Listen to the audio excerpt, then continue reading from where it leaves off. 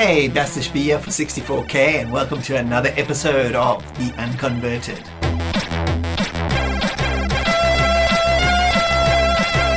And if you've never watched this show before, I take a look at 3 Commodore 64 games that were never converted to the old bread box originally.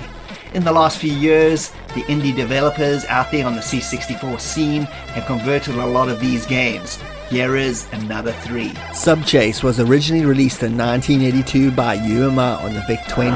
Shadowgate was originally released in 1987 by Arcom for the Apple Mac.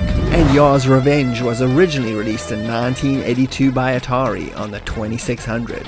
Okay, so let's start looking at all of these games, plus the original versions. Subchase was released on the Commodore VIC-20 in 1982 by UMR. It wasn't the first game in this style where you drop depth charges to take out submarines. You could consider this VIC-20 version a clone game, but the developer of the new C64 version does cite this version as the one he based the new C64 incarnation off of. The Magnavox Odyssey 2 originally had a game called Subchase as well, but it's similar but not exactly the same in terms of gameplay. But this brings us to Carsten Senkel's new C64 remake of Subchase titled Subchase 64, which is a truly lovely looking update of the VIC-20 original. He's taken the basic gameplay, blow up subs, and added lots of cool touches to an otherwise simple game. There is now a big variety of underwater enemies, from multiple subs of different looks and strengths to giant boat-eating jellyfish. You still have your depth charges as your main weapon, with the addition of a shockwave bomb, which is like a screen killer for those hectic times. And the addition of a 2-player co-op angle is a really welcome addition. I really appreciate all the small little details, even down to the rendition of Octopus's Garden by the Beatles for the high score entry screen, which is just fantastic. Carsten's done a great job on this little game, which he did everything from programming, graphics and sound all by himself. Also, please check out his other game, Space Firehawk, a C64 game inspired by the original 1980 Space Firebird arcade released by Nintendo.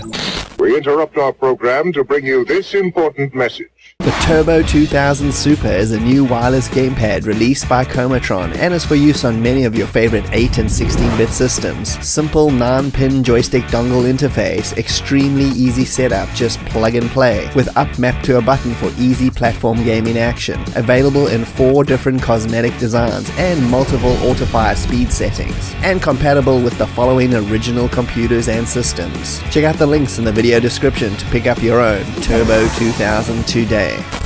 And on over to our second game, which is a conversion of ICOM's 1987 Apple Macintosh adventure game, Shadowgate. It's kinda odd how this game never came to the C64, being that the first 2 games in this adventure series by ICOM, 1985's awesome film noir adventure, Deja Vu, and 86's horror-tinged outing, The Uninvited, both got very good and well-loved versions on the C64, but Shadowgate just never ended up happening. The game has you traveling to Castle Shadowgate to kill an evil warlock who is attempting to resurrect a behemoth from hell. Lots of puzzle solving and tons of trial and error is needed to make your way all the way to the end, with death literally around every corner. The conversion of this game to the C64 was done by Donnie Russell, who previously did the wonderful arcade conversion of Venture to the C64 as well, and was featured in Volume 5 of this series. The C64 conversion is based not on the original Mac version, but 1989's NES release, done by Kemco, who also ended up porting Deja Vu and The Uninvited as well to that system. The C64 version, now called Castle Shadowgate, is a pretty accurate conversion of the NES incarnation, with its own bit of C64 charm with graphics and SID interpretations of the music, and it feels like the NES version in terms of gameplay,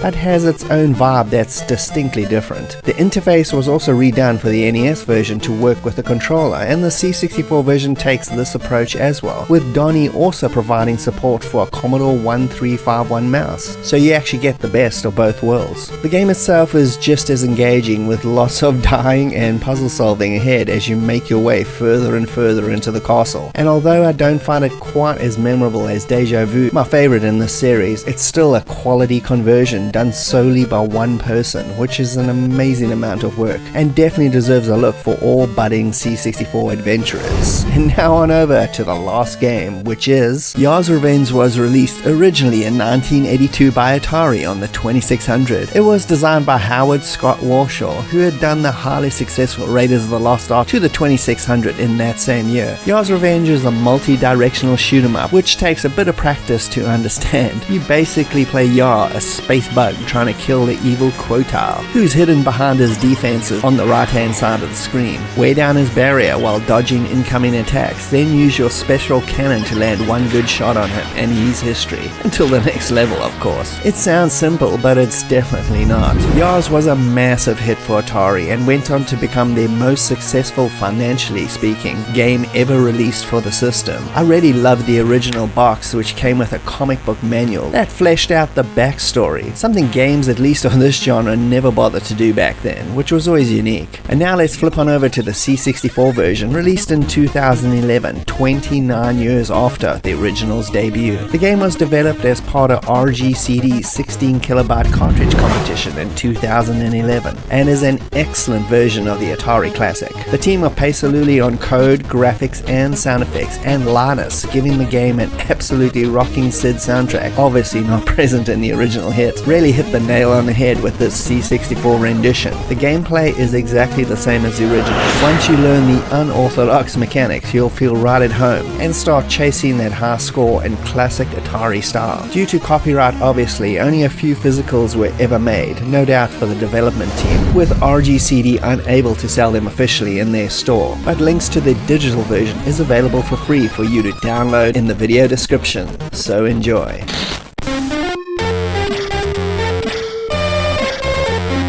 And that's another 3 great games added to the Commodore 64's library.